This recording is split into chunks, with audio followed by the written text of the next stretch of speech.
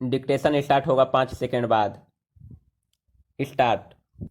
महोदय, सरकार की ओर से इन भाषा संस्थानों की विशेष संरक्षण तथा सुविधा प्राप्त है। यह द्विभाषी केवल पर्यटन से जुड़े हुए हों ऐसा नहीं है। दूसरी भाषा सीखकर ये अनुवाद कार्य करते हैं। प्रकाशन संस्थानों में, जनसंचार माध्यमों में तथा विज्ञान निकायों में प्रतिष्ठित अनुवादक के रूप में जाने जाते हैं। ये सृजनात्मक ललित साहित्य अनुवाद करते हैं। विदेशी समाचारों का अपनी भाषा में तथा बल्गारिया के समाचारों का विदेशी भाषा में अनुवाद करते हैं। ये अनुवादक अपनी अपनी भाषा के विशेषज्ञ माने जाते हैं। यदि आप कभी बल्गारिया जाए तो आप देखेंगे कि आप चाहे इनकी भाषा न जानते हो, किंतु आपकी भाषा जानने वाले आपको जरूर मिलेंगे। अभी कुछ महीने पहले की तो बात है जब भारत के राष्ट्रपति डॉक्टर शंकर दयाल शर्मा बल्गारिया गए। वहां बल्गारिया वासियों ने हिंदी में उनका स्वागत किया और भारत संबंधी प्रश्न भी उन्होंने राष्ट्रपति जी से हिंदी में ही किए। भारतीय प्रतिनिधिमंडल के लिए यह सुखद आश्चर्य था। वस्तुतः अनुवाद या भाषांतरण उनके लिए व्यावसायिक अनिवार्यता है। यूरोप के अन्य देशों में भी यही स्थिति है, जहां विश्व में प्रकाशित किसी भी भाषा का महत्वपूर्ण शोध निबंध या कोई विदेशी चर्चित साहित्य कृति उस देश की भाषा में तत्काल अनुदित हो जाती है। पैरा। इतिहास साक्षी है कि ईसाई धर्म के प्रचार में अनुवाद की भूमिका कितनी महत्वपूर्ण रही है। ईसाई धर्म के विश्वव्यापी प्रचार के लिए बाइबिल के अनुवाद की व्यापक योजना बनाई गई। अनुवाद ने ही बाइबिल को भारत के गांव-गांव, यहाँ तक कि आदिवासी क्षेत्रों तक पहुंचा दिया। बाइबिल के बाद सबसे अधिक भाषाओं में और एक ही भाषा में कई बार भगवत गीता का अनुवाद हुआ। भारतीय दर्शन और प्रतिभा को समझने की लालसा ने विदेशियों को प्रेरित किया कि वे गीता का अनुवाद अपनी भाषा में करें। आज विश्व की सभी प्रमुख भाषाओं में गीता का अनुवाद आपको मिलेगा। अवधी भाषा में लिखित रामचरितमानस भी देश और विदेश की अनेक भाषाओं में अनुदित होकर विश्व साहित्य का अनुपम ग्रंथ बन गया है। वस्तुतः अनुवाद ही वह माध्यम है जो देशीय रचना को भौगोलिक सीमा से मुक्त कर विश्व मंच पर प्रतिष्ठित करता है। गीतांजलि की ख्याति का एक प्रमुख कारण उसका विदेशी भाषा में अनुदित होना भी है। अनुवाद दो भाषाओं के मध्य सेतु का काम करता है और दो संस्कृतियों को निकट लाता है। अनुवाद की नींव है दो भाषाओं का ज्ञान और ज्ञान भाषाओं पर व्याकरण और शैली की दृष्टि से ऐसा पूर्ण अधिकार कि अनुवादक एक भाषा भाव व विचार राशि को दूसरी भाषा में पूर्णतः इस प्रकार रूपांतरित करे कि पाठक मूल रचना की संवेदना से भी परिचित हो सके तथा अनुवाद पढ़कर उसे मूल का सा आनंद भी मूल सके। यही लक्ष्य अनुवादक के लिए समस्या उत्पन्न करता है और इसी में उसके कौशल की पहचान भी होती है। स्रोत भाषा का ज्ञान अनुवादक के लिए इसलिए अपरिहार्य माना जाता है। पैरा।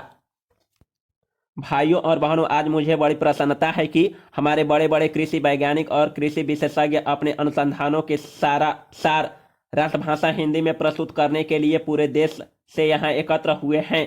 मैं तो हमेशा ही कहता रहा हूँ कि किसानों तक नई जानकारी उनकी ही भाषा में पहुँचाई जा सकती है।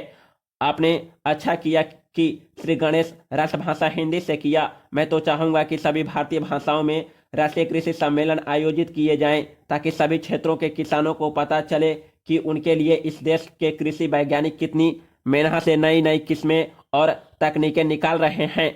अब से 3 दिन बाद हम नए वर्ष में प्रवेश करेंगे। मुझे बताया गया कि सन 1955 के वर्ष को यूनेस्को ने सहनशीलता का वर्ष घोषित किया हुआ था। शायद भारत में इसके बारे में ज्यादा चहल पहल या चर्चा नहीं हुई क्योंकि भारत देश और भारतीय लोग तो हैं ही सहनशील। इसमें भी सबसे ज्यादा सहनशील है किसान। आप खुद हिसाब लगा लो, हर तरह से भारत का किसान संसार का सबसे सहनशील प्राणी सिद्ध होगा। पैरा। आजकल जाड़ा जोरों से पड़ना शुरू हो गया है, फिर भी उत्तर भारत का किसान शीत लहर की परवाह किए बिना आधी रात को उठकर अपने गेहूं के खेत में पानी लगा रहा है क्योंकि बिजली कुछ घंटे के लिए आती है। किसान ठंड सहकर फसल उगाएगा और फसल पकते पकते गर्मियां शुरू हो जाएगी तो जेठ की तपती धूप में वह खेतों में कटाई व मड़ाई का काम करेगा। यह जाड़ा पाला सहना और कड़ी गर्मी में पसीने से लथपथ होकर काम करते रहना, इतनी सहनशीलता बस किसान के बूते की ही है। फिर हिंदी बोलने वाला तो और भी ज्यादा सहनशील है। हर साल मैं जी रहा हूँ। गेहूं चावल विदेशों में किस भाव बिकता है और हम उसे क्या भाव देते हैं। हर चीज के दाम आसमान पर पहुंच गए हैं, महंगाई इतनी बढ़ गई है, मगर किसान की मेहनत का पूरा मुआवजा देने में हम 10 बहाने बनाते हैं और किसान है कि बर्दाश्त कर रहा है। बिजली महंगी हो गई, डीजल महंगा हो गया, शक्कर बीज महंगा मिलता है, रासायनिक खादें महंगी मिलती है, मगर दालों के भाव चढ़ गए तो चिल्लापो शुरू हो जाती है। मेहनत करता है किसान और उसकी मेहनत पर फलते फूलते हैं बिचौलिए, मंडी के दलाल, आलू के चिप्स बनाने वाले व्यापारी, उसकी फसलों का तेल निकालने वाले व्यवसायी, ये सारी बातें सहते हैं। हमारे किसान भाई सो किसान से बड़ा सहनशील और कोई नहीं। कोई आता है तो खराब किस्म का बीज बेच जाता है तो दूसरा जिप्सम के नाम पर मिट्टी बेच जाता है। कई एक नकली कीटनाशक दवाएं बिक रही है, छिड़को तो कोई असर ही नहीं होता। किसान बेचारा सब कुछ सह रहा है। मैं समझता हूं कि यहाँ जो कृषि वैज्ञानिक हिंदी में अपने शोध पत्र प्रस्तुत कर रहे हैं वे भी बड़े सहनशील होंगे। समाप्त। पैरा।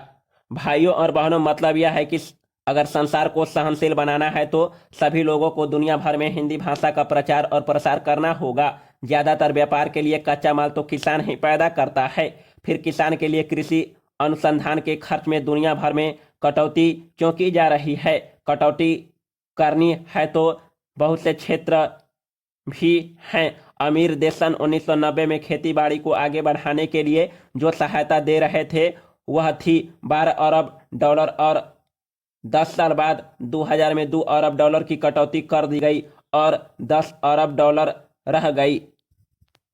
तो पूरी दुनिया को खेती बाड़ी से जोड़ने की जरूरत है, तभी ये दुनिया आपस में लड़ना मरना बंद करेगी। मेरा बस चले तो मैं तो हिमालय की सबसे ऊंची चोटी सागरमाथा, जिसे दुनिया एवरेस्ट कहती है, पर चढ़ूं और पूरे जोर से आवाज लगाऊं कि ए धरती के वासियों, बंदूकें छोड़ो और हल उठाओ, नहीं तो आप ही सोचो कि 20 साल बाद 2020 में जब दुनिया की आबादी 8 अरब हो जाएगी तो सबको खिलाने लायक खाद्यान्न कैसे उपलब्ध होगा? उस समय चीन को भी बाहर से गेहूं मंगाना पड़ेगा। सौभाग्य से भारत के बारे में तो कृषि विशेषज्ञों का यही अनुमान है कि भारत के किसान और कृषि वैज्ञानिक मिलजुल कर बढ़ी हुई आबादी का भी पेट भर पाएंगे। पैरा।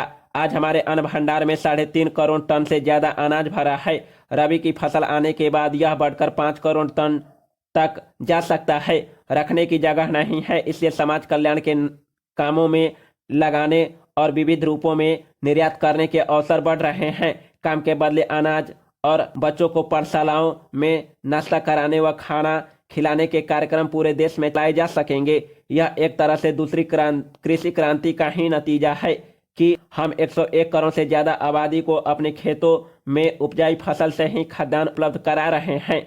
खाने वाले तेल की कुछ वर्ष पहले कमी हुई थी। हमने पुरजोर कोशिश की, पिछले कुछ वर्षों में आयात तो घटकर प्रति वर्ष 300 करोड़ रुपए का हो गया। वहीं तिलहनी फसलों और उनसे उत्पन्न पदार्थों का निर्यात 8 गुना बढ़कर 2500 करोड़ रुपए से भी ऊपर हो गया। यह सब फल है किसानों, वैज्ञानिकों एवं प्रसार कार्यकर्ताओं के अथक प्रयास का।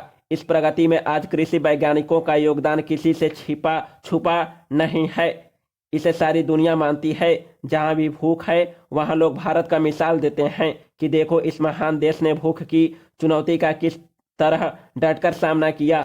आज जब निर्यात के अवसर खुले हैं, विश्व का परिवेश बदल रहा है, सारी दुनिया के बाजार खुल गए हैं, सौभाग्य से दुनिया में शाकाहार भी बढ़ रहा है।